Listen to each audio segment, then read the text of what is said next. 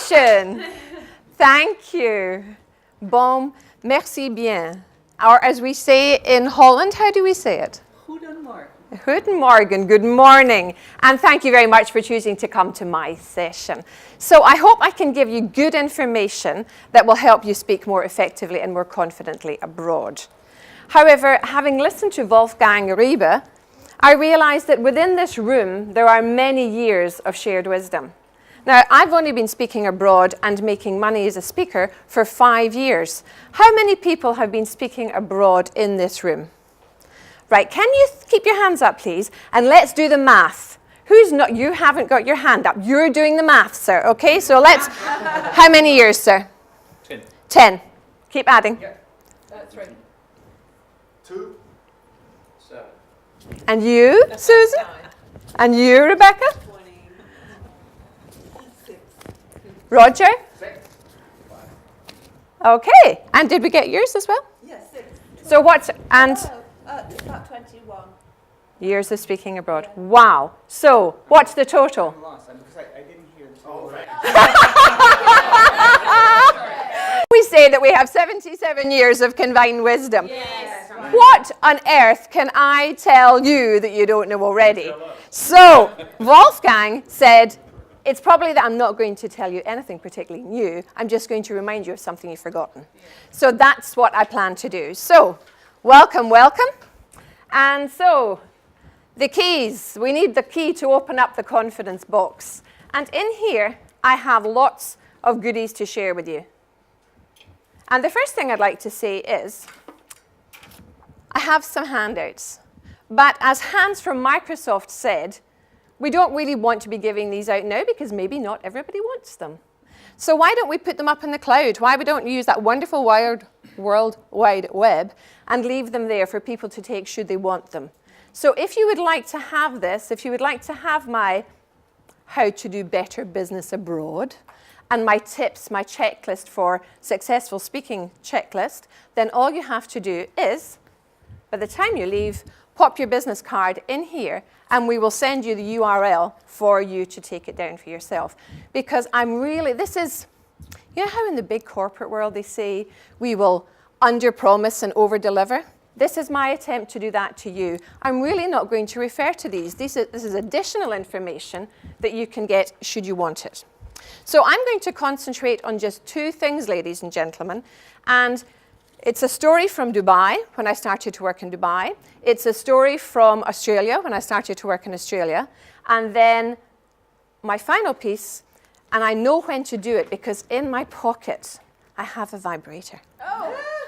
And it's going to tell me at 15 minutes when I have to stop and share a very, very good profiling tool with you so that you know what the people will think about you when you go to speak abroad.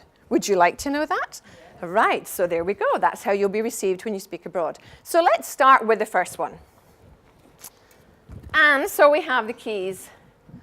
I want you to be thinking about who is going to be attracted to you. Who is going to want to have you in the country? So as I'm talking, think about who you want to speak to, where you want to speak, and what are you going to talk to them about? For goodness sakes, get a good mix. Now, in the audience, we have Roger Harrop, and Roger Harrop and I both were able to access funding, and maybe some of the other British speakers, I don't know, from our government. So the first thing I would say to you is, if you are speaking abroad, see if your government actually has funding available for you to develop your business internationally. So I did that. I approached the British government, as did Roger, and I got funding. It was match funding. I don't know what Roger used his for, but I decided, you know, I'm the confidence girl, I'm the party girl. I decided to have a cocktail party at the British Embassy. And it was absolutely amazing. And from that, 80 guests were actually turned in, and from that, I got business straight away. I was told that it might take 2 years to develop business, it could take 5 years to develop business. That was never my intention. I wanted business from the day I got there. Guess what? That is what I got. But I had to work. Which department funded your? It was the United Kingdom Trade and Investment, UKTI, and it was part of the Passport to Export program. Now that funding may have gone, but there will be other pockets of funding. And I'm not in all of your countries. So approach your government, approach your consulate, and find out. The one tip I would say from having worked in Dubai now is that you build a relationship with the person in the organization that you link with. That surprised me. So I was really getting on very, very well with Etisalat Academy, a training academy, but the relationship I'd built up was with an individual. It wasn't with the company. I didn't realize that. So learn from that mistake, if you want me to put it as a mistake. My misunderstanding was that I was linking with the company. When she left, so did my potential work. So there was a different culture there. So be aware of these things, and obviously speak to all your speaker buddies here and find out what experiences they've had. But that is how I have found working in Dubai. I still work in Dubai, but of course we have had this global downturn. So the place is awash with speakers and coaches and trainers. So where do we go now if we want to have a slightly different market? So I was asking you to think about who would be attracted to you, where you would go, and why you would speak to them. And the time is now. There's never been a better time to pick up some work. And I'll now tell you about how I get on in Australia. My why and where are dedicated, or dictated, I should say, by my daughter. My daughter decided 5 years ago to go and live in Australia. So it made logical sense for me to go and find work in Australia. Now, I'm not talking about going through agents. How many of you actually use agents? 2. Bureaus, agents to find you work, 2 or 3. So of the assembled group, very few people use bureaus. It's actually me out creating the business. So my tool, and this is what I strongly recommend, I think this is the one thing that would maybe interest all of you, is having self-published a book. I decided that I would go over to Australia and start promoting that book. And all I wanted was to find one loyal fan. I knew if I had a fan, my business would work. Now, I was paid to speak at a conference in Australia as a result of doing some work on LinkedIn. I was at a networking event in UK, a bigger event than this one, perhaps, and I just threw out the comment, does anybody know anyone in Australia? Because I would like to go and work in Australia. Know anyone in Australia? And you know, out of that large number of people, there was only one person that knew somebody in Australia. They linked me with that person on LinkedIn, and the rest, as they say, is history. Because the first time I went to Australia, I was going to visit my daughter. I was only doing market research. I took out my first book at that point, which was a book for teachers. And I was able to establish a rapport with some of the people I ended up working with. So LinkedIn was the secret. I went on advanced search. How many of you use advanced search on LinkedIn? So I went on to advanced search and I put in the keywords. And then I started finding groups. And the groups that worked for me was the UK professionals in Australia.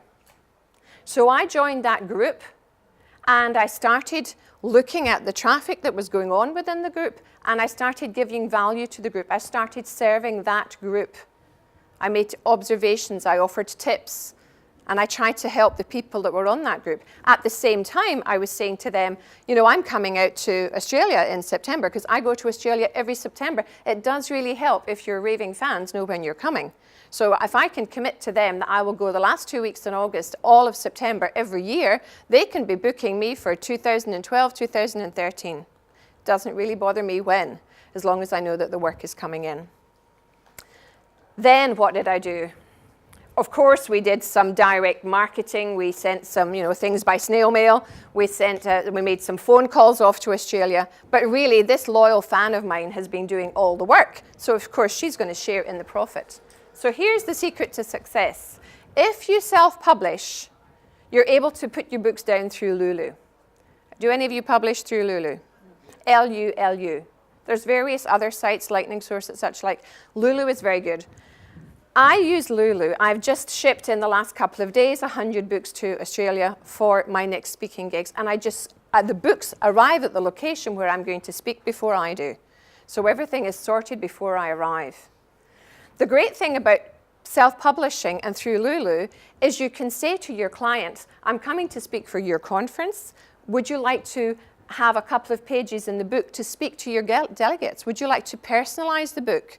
So, you know, if I'm working for BA Systems, the person who's in charge of that department can write his message to his conference, to his team.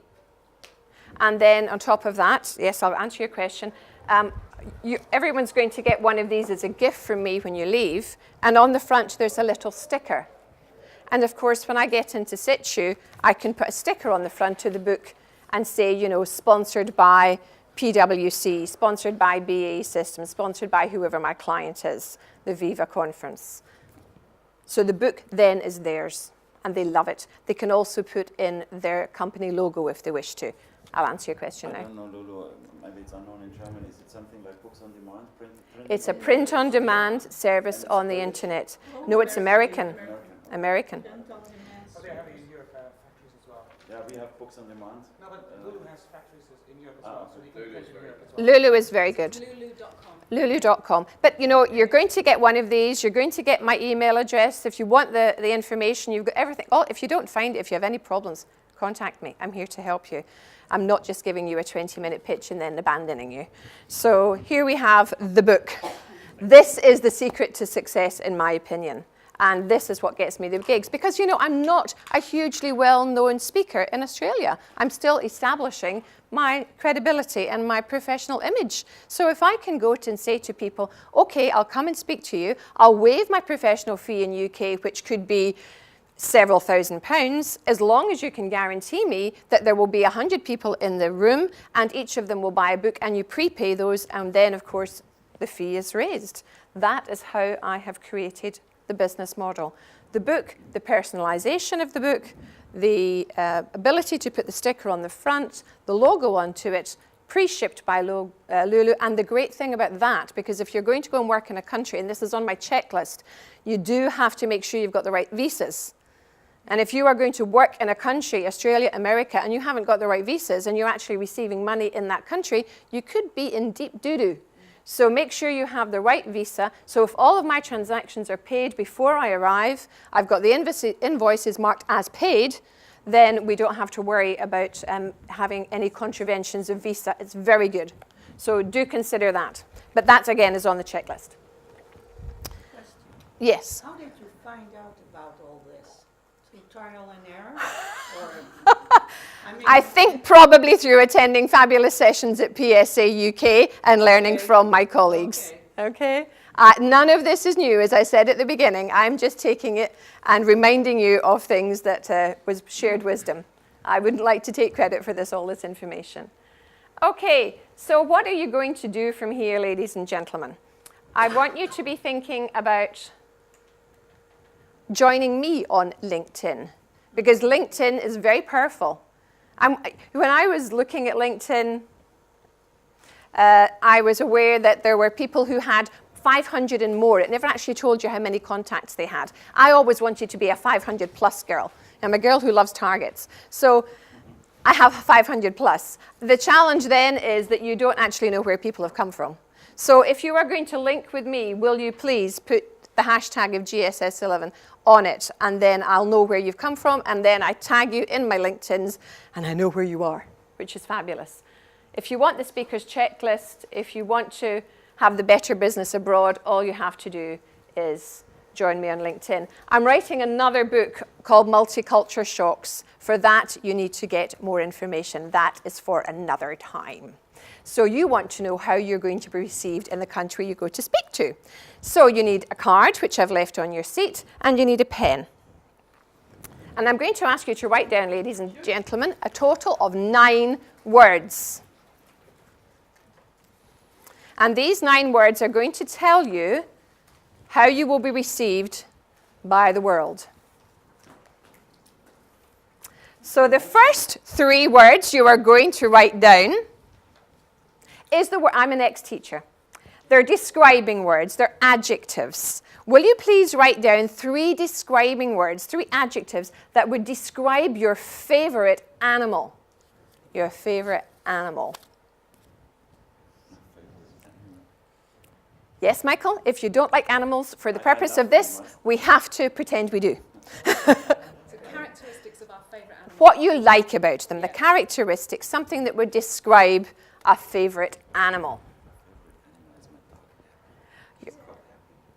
Very good. Okay. Your second 3 words is I'd like you to write down 3 words that would describe your second favourite animal. So you've got 3 words for your first favourite animal and 3 words for your second favourite animal. And for people who don't like animals, you're now not really liking me very much at all. Yeah. Some of the words that are in the first group may appear in the second group. That's not a problem. But you should end up with a total of 6 words. Do we have that? Okay. And finally, will you write down 3 words that if you were to go white water rafting, that's how you would feel. White water rafting.